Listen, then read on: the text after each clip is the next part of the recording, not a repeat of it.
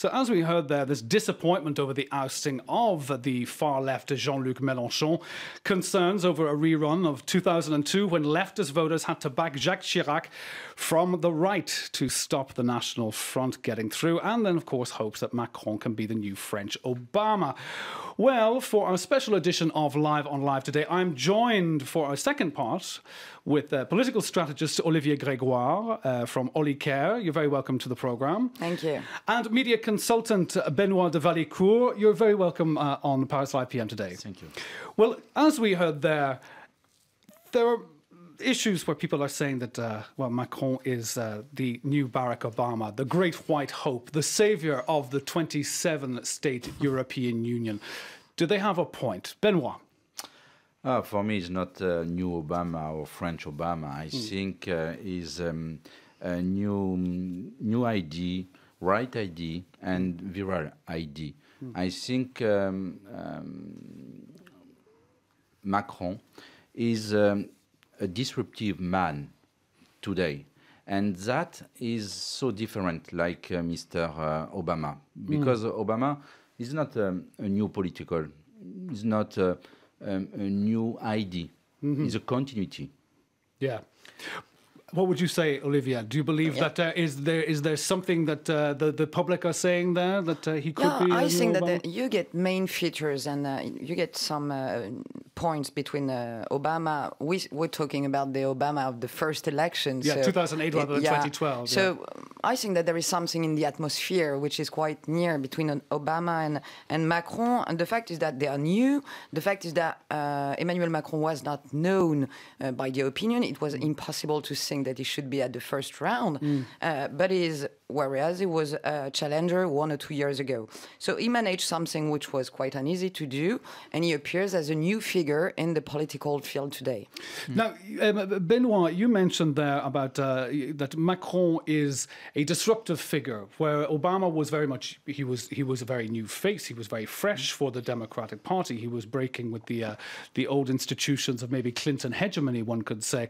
But does, in your opinion, now you're talking about disruption here, there are two sides. We're kind of playing devil's advocate here. Earlier, we said maybe that Macron was the best Trojan horse that François Hollande could have hoped for in getting into power. But does the victory on the obverse of Macron represent the extermination of the Socialist Party as we know it? As we know it. Not about that social... Is this a crux in... basically a crossroads for the Socialist Party, in your opinion? Well, for Mr. Obama, I think the difference is Obama was a president in a party, in classical party. For Mr. Macron, he's an independent guy. And that is new in France. It's the first time, I know. And even Modem was a party. That's the whole thing, you know. But I mean, but Modem was a party. This yes, is the first Modem time is a party, but it's not the party of Mr. Macron. Modem is a party, okay, but it's not the party of Mr. Macron. And for Macron, that is new. And after, I think for Macron, the best is to create a new party. But this new party is a right or left party. That is the question for Mr. Macron. And it's impossible today to say what is her orientation. Well, what do you think, Olivia? We're talking, is Macron's arrival on the political scene the nail in the coffin for the Socialist Party as we know it? Yeah, and I think it's very interesting to see that the president, François Hollande, has, I said a few things this afternoon to make comments about the first turn. There was a game, because it was a trick for Emmanuel Macron to grab the voice of a Socialist Party, because he was spending the campaign explaining that it was new, it was a new way of practicing politics, it was a new way, it was a renewal for politicians. You can drive renewal with the same people and the same ideas. So there was one obsession during the campaign for the Macron's team. It was how to avoid the kiss of the snake of François Hollande. The fact is, the kiss of the snake happen today, because the president said at 4 in the afternoon Yeah, that he will support speech, Emmanuel yeah. Macron. But be careful, he said, I will support Emmanuel Macron because for Republican reason. This is not for socialist reasons. So it's quite intelligent and it's very fine-tuning. And François Hollande is a fine-tuning guy in political communication. Well, on that point, where now for the Socialist Party? Earlier with our guests when they were here, we looked at basically what is the strategy now for the Républicains to rebuild. But let's look at the Socialist Party. Is Hamon, is he now the de facto leader of the Socialist Party? Will he now continue ahead to lead in opposition? Will he be swallowed up by an En Marche that gets ever larger in the legislative elections coming up in June? What will happen? What is the Republican Party? What is the Republican Party? Yes. Well, it's various parties. It's UMP. It's a hodgepodge of whoever gets on by. And why? Because they needed all the people on the seats. Why do you reckon? So I'm not sure. All party in France is a Republican Party. But that's the use of the word. I see what you mean. The semantics of Republican. Well, there was always problems with that, of course, when they even chose that. Yeah. Let's say conservative. Yeah, conservative. Okay. Yeah.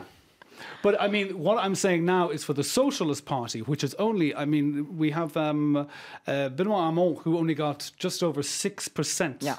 6% now. Nightmare. Decimated. After François Mitterrand. Exactly. When you think of La Génération Mitterrand of the 1980s, but then even that crumbled. We had the Cohabitation of the 1990s. But in your opinion, Olivia, where now for the Socialist Party? Will it just be swallowed up by a centrist movement, or will it be divided between Mélenchon and Macron? I don't know. I don't think that such an old party can be swallowed up in a few years. We're going to see what's going to happen at the next election, because we get also parliamentary election and legislative coming in June. There is some weak signal, which are quite interesting. The boss of the Socialist Party today is Mr. Cambadélis, and he took some advance 1 week ago before the first round of the election, explaining that the Socialist Party won't make any trouble to the En Marche candidates, dealing about the cities and the territories on which they're going to go. That is to say, under the line, that Socialist Party will help En Marche candidates so that they can manage to grab a few cities and circumscriptions for Socialist Party. That is the level of Socialist Party today. That is to say, to make a mix and a challenge with En Marche for the next election. Well, let's hear this comment. Let's have a quick little clip here. Just a little comment from one of the Socialist Party members. This is the end of the Socialist Party as we know it for 40 years now, with the strategic idea to unite all the socialists. And once you have united all the socialists during the process of choosing of the candidate, you try to unite the left for the second round of the election against the right. This is the end of this conception of the party. This is the end of this conception of socialism in France as a political force. So what happens now, do you think? We don't know what we will have after this election, but this election is the start of a new period, a new era of the French socialist long history. And maybe we could have a new small socialist party with Hamon and the part of the Greens, for example, making a new party on the left. And one other party, maybe the Democratic Party, with Manuel Valls, for example, which could be, if Macron is elected as a president on the second round, with Manuel Valls, the former right wing of the Socialist Party, could be a part of the majority, of the new majority, governing with the right. So it could be the opening of a new period.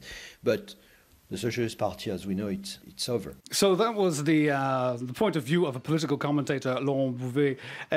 Olivia, I saw your face while listening to that clip, just saying absolute nonsense. What do you think? I love the analysts, and we're part of some analysts trying to make comments, but we're just the day after the first turn, and when I listen, it was Laurent Bouvet, isn't it? And I think it's a clever man because I read him every day, but I found this is quite strange. I was listening to a recipe, a cooking recipe. You put a little milk, you put a little sugar, and you're going to have the next Socialist Party. I don't think this is the mix that the French people want to see in the coming weeks. So what do you think, Benoît? Is this what he was saying there was very much you can be able to make a hodgepodge of various things and that will be the rebirth of the Socialist Party? I think in this century it's impossible to be socialist. Is antinomic. It's not possible because we are in economy, global economy, and socialist is an other concept. Yeah. It's impossible. I think it's necessary. But is it a concept that needs to be redefined? Yeah, it's necessary to change the name for Solferino. Yeah.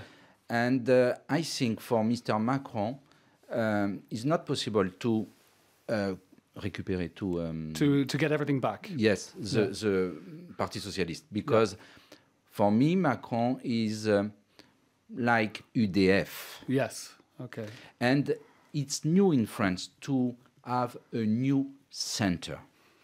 It's like third way, yeah. Yeah, because UDI or Modem is not really center. But we discussed earlier about a third way. About is Macron the new Blairite? He's the new Blairite, and we came to an agreement that no, he's not. I mean, that would never definitely really work. If we were 10 years ago, I should have said yes. But the fact is that the context has changed. We don't get enough time to explain, but it should be interesting. There are today 4 to 5 blocks, which are very important. That's how some experts say that our French democracy is unstable, is sparkling democracy, because we got several powers which are burning in France, and the fact is that they are not really a leader today. What's interesting is that the key point is that are we obliged today to follow on the line between the left wing, the right wing and the center and the extreme? The key point today, and when you listen the issues that we're going to listen in the two weeks coming about Europe, etc., the key point is, are you for an open France on Europe, on the world, or are you for France which would be a little bit closer on the borders and obsessed by immigration, etc. Today, I think that the challenge is nationalist against progressist, and it's a new line for politics in France. No, over to you, Benoit. Have you a comment on that? Only nationalist progress. I think extreme vote progress, because when we have the total is 43%. Indeed, of the extremes. Yes, and that is incredible. And it's 1 million more voter for National Front. 1 million more. 1 million more, yes. Since 2012. Yeah, it's 7 million point 6. It's huge. And about Macron and this position, I think not really UDF, but I remember, Parti Radical.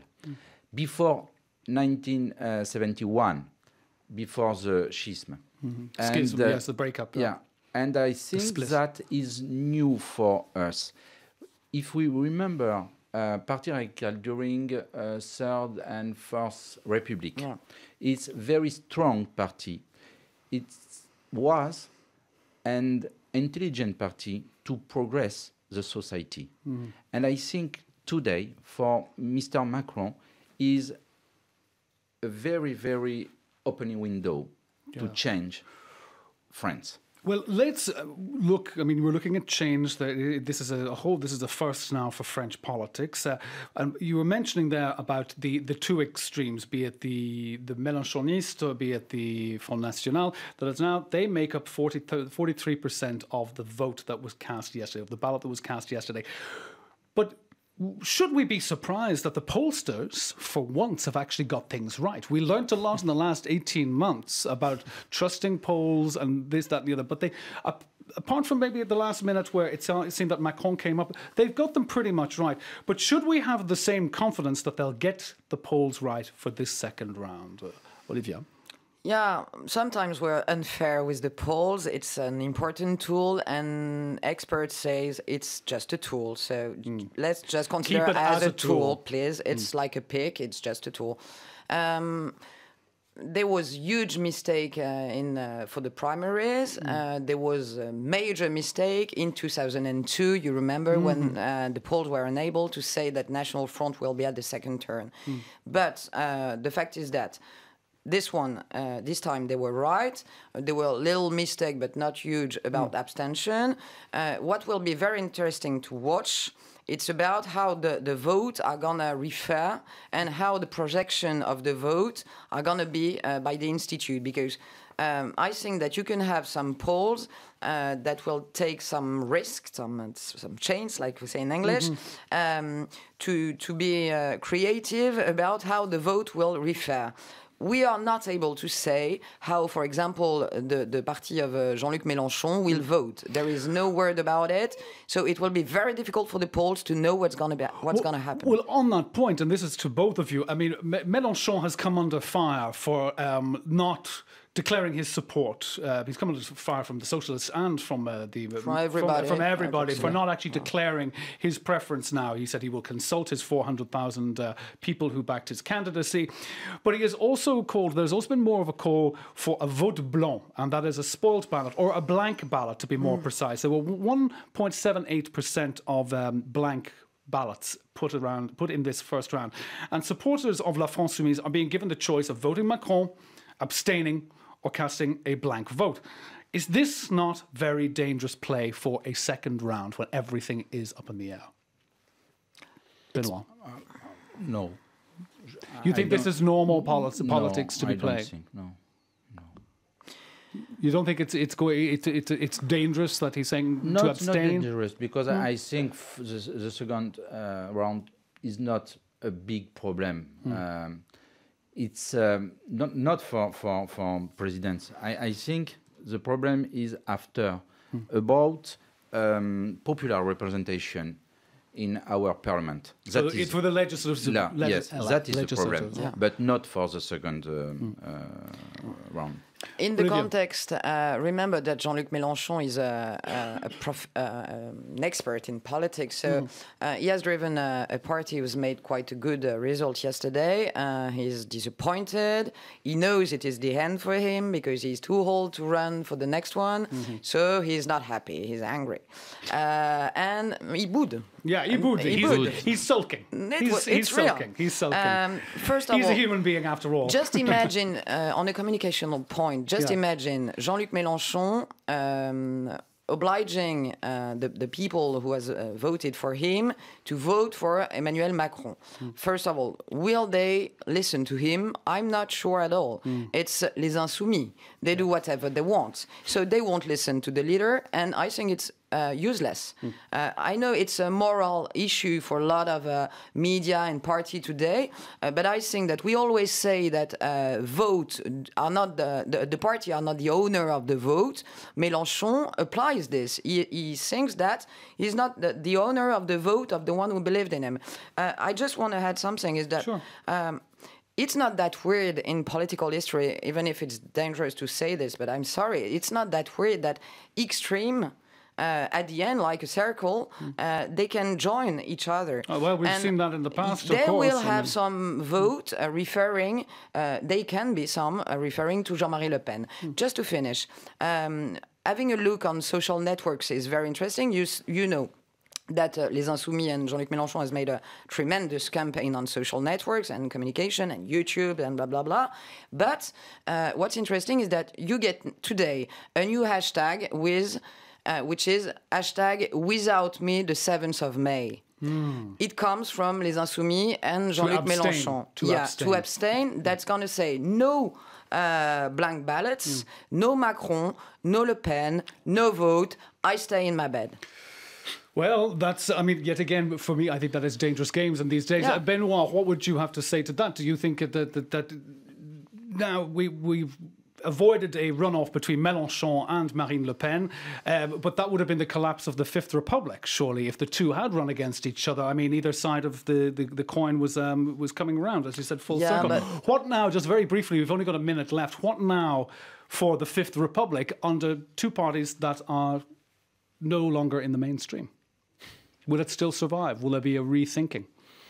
there will be a rethinking. They can't survive like this, but what will be interesting is how this all the party are going to be able to drive the renewal, and how they will make, because you're right, obviously the system has collapsed yesterday. Okay, Olivier Grégoire, thank you very much for that comment. And very quickly, we've only got 20 seconds left. Benoit, what would you like to say on that? Will it be rethought? The Fifth Republic. I think it's the end, and it's necessary to build a new republic for a new France. Okay. Benoit de Valicourt and Olivier Grégoire, thank you very much for being on Paris Live. Pierre.